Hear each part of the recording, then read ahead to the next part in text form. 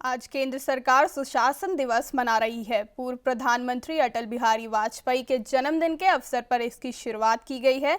आज प्रधानमंत्री नरेंद्र मोदी अपने संसदीय क्षेत्र वाराणसी से सुशासन दिवस की शुरुआत कर रहे हैं।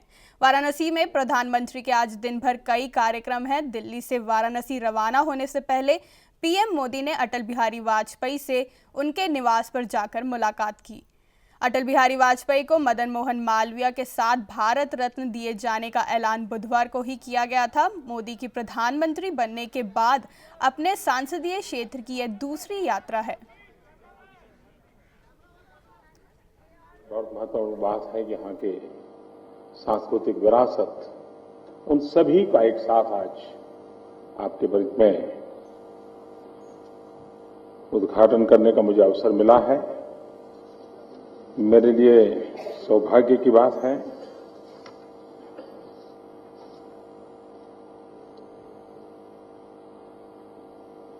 मैं विशेष रूप से इस बात की चर्चा करना चाहता हूं कि जब जब मानव जात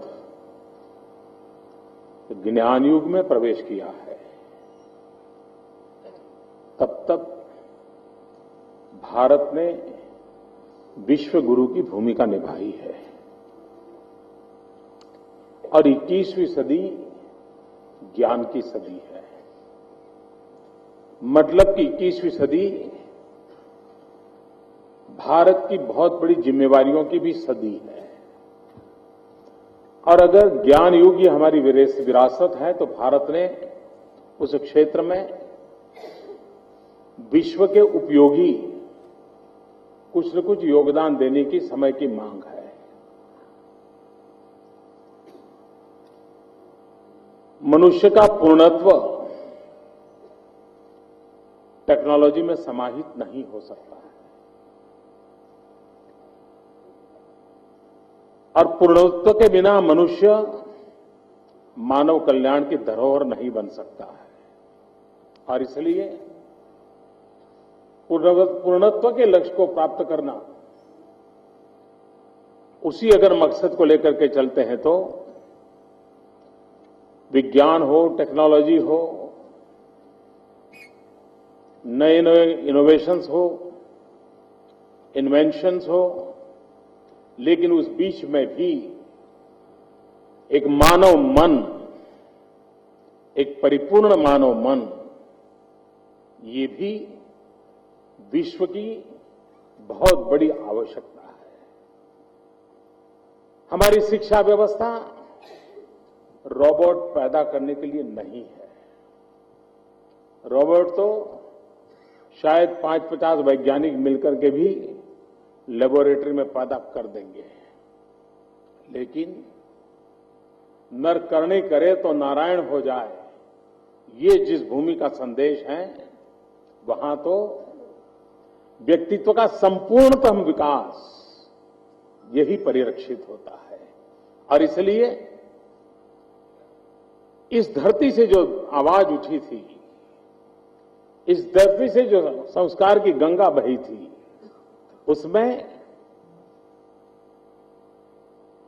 संस्कृति की शिक्षा तो थी, लेकिन इससे भी ज्यादा महत्वपूर्ण था शिक्षा की संस्कृति। और आज कहीं ऐसा तो नहीं है।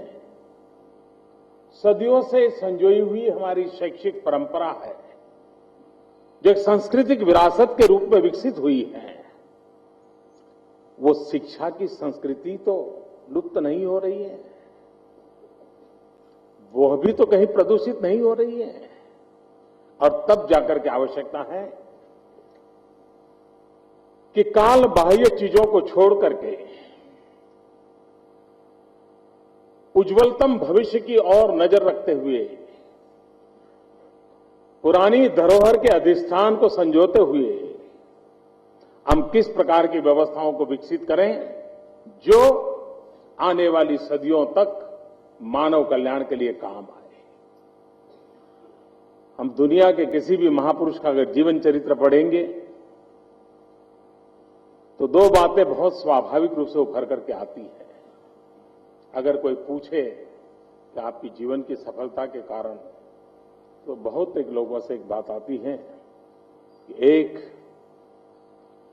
मेरी मां का योगदान, हर कोई कहता है, और दूसरा मेरे शिक्षक का योगदान। कोई ऐसा महापुरुष नहीं होगा जिसने ये ना कहा हो कि मेरे शिक्षक का बहुत बड़ा कंट्रीब्यूशन है मेरी जिंदगी को बनाने में। खबरों की दुनिया में आइए, हमारे साथ कहीं भी और कभी भी जुड़िए। हम मिलेंगे फेसबुक पर, हम दिखेंगे यूट्यूब पर, हमें फॉलो कीजिए ट्विटर पर। खबरों के साथ बने रहिए रात दिन।